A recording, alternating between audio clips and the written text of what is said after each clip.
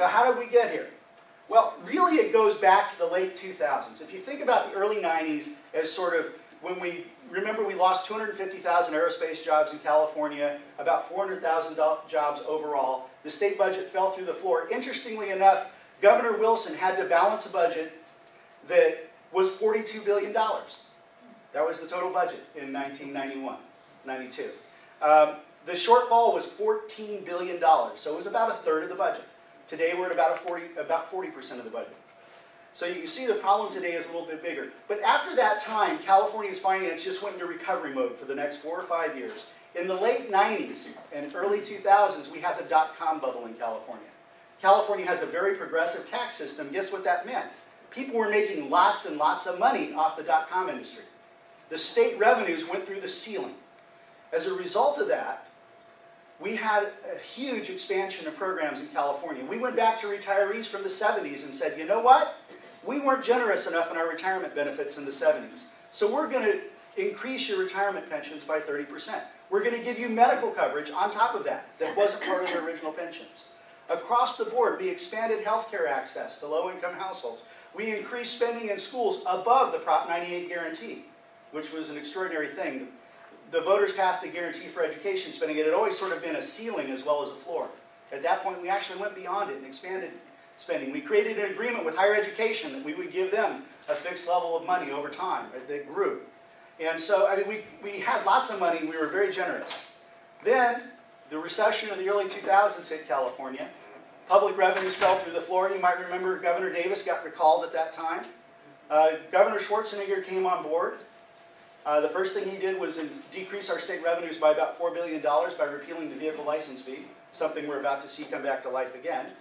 And we magically balanced the budget by borrowing $12 billion. That was in 2004. Our last 4 budgets, we've just been trying to survive that. The last 4 budgets, we've been using every accounting gimmick the legislature can come up with to preserve spending levels and get us going forward. Then last year, when it hit the fan again, we took the other $3 billion from the Economic Recovery Fund, the 2004 bonds, and issued those to close the gap that we had. In 08-09, we did some spending. We did a few spending cuts. School districts didn't get as much growth money as they anticipated, which is in public finance means they grew but not as much as they wanted, which they call a cut in public finance. In most of you, if you have a budget cut, it means the dollars actually went down. And so over the last 4 or 5 years, we've just been trying to limp along through the system. To give you a sense of our overall size of government, this is, if you look at the top edge of this is total spending. This is by category. You can see education here. It's the lion's share of the budget.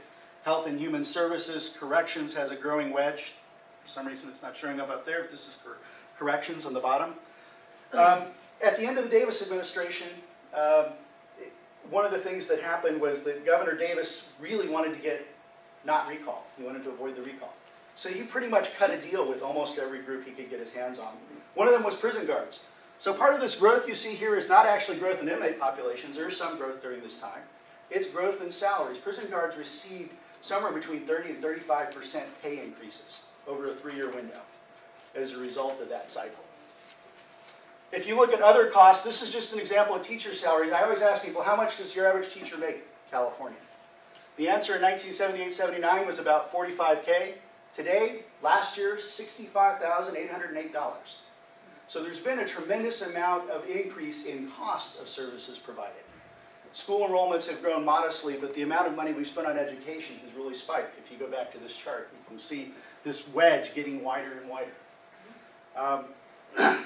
This cost growth is the big issue for Republicans, and they don't know how to get at it. This is the challenge they've had.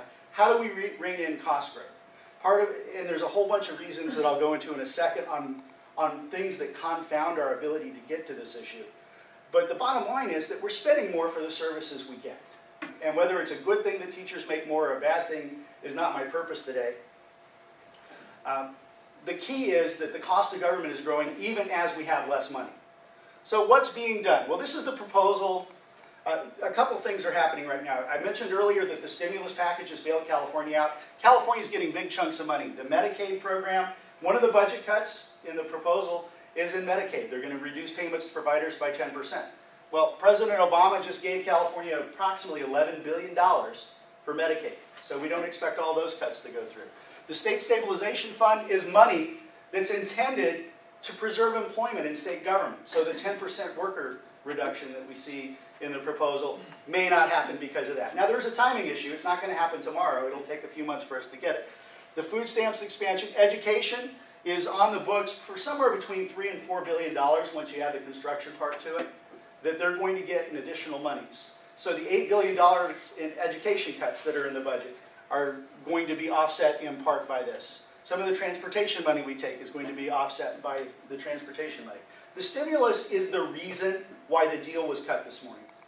If lawmakers really thought that the cuts that they included in this budget were going to happen, probably Democrats would not have supported the kind of cuts that we saw today. The reality is that the stimulus is lying out there. It was passed this weekend. It opened the door for this budget to pass. So what are we talking about? Well, these are the latest numbers as of 5:30 this morning, at least from the media accounts.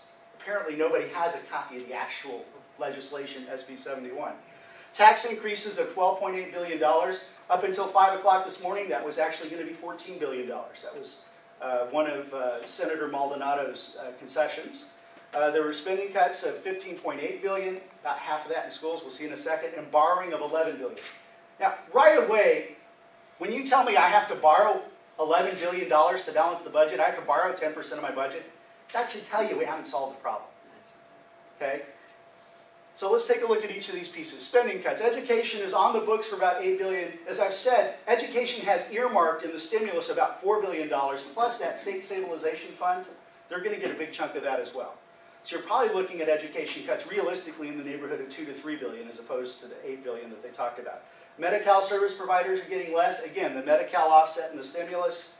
The in-home support services program is one of the programs that we actually expect to see some of the cuts go through.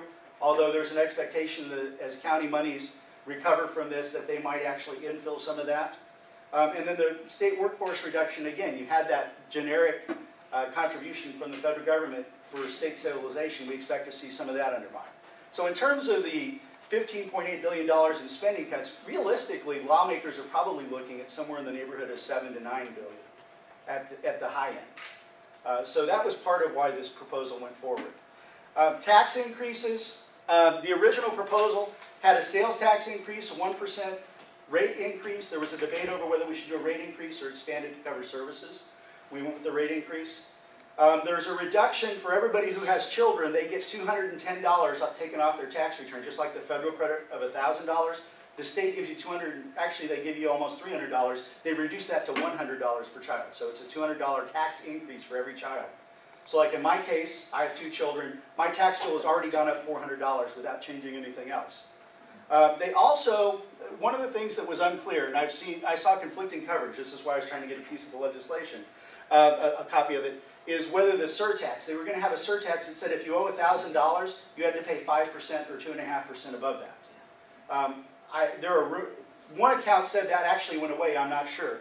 But the gasoline tax did go. It was about a $2 billion increase. It was 12 cents a gallon, so it would raise the total gasoline tax to 30 cents a gallon. That was taken away. That was Senator Maldonado. The final Republican vote for all this said, I need a tax cut, and they gave it to him. They offset it by increasing the income tax for everybody by 1/4%. So your income tax rate just went from, if you're in the 9.3 bracket, to 9.55. So all of this happened. The VLF, Governor Schwarzenegger's first executive order was to reduce it from 2% to 0.65. It's now back up to 1.15. It's just under a doubling of the VLF. On top of this, the borrowing is the most interesting part. They're going to lease the lottery. They're going to go to the financial markets and say, we're going to lease the lottery out to a private company who's going to make it really profitable. And we want to sell you the new revenues from that and have you give us money today for it. So basically we're borrowing from future lottery revenue streams. This has been in the proposal since last summer, by the way. This was not new. And there's also general borrowing of $6.4 billion. This is sitting here as a wild card because we expect to get more than that from the stimulus package. So there's an expectation that probably we won't actually have to do that.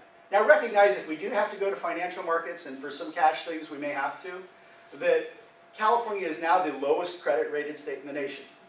Now that doesn't mean we can't borrow. It's not like you're a zero risk. It just means you have to pay high interest. And so borrowing is going to be very expensive for California during this time.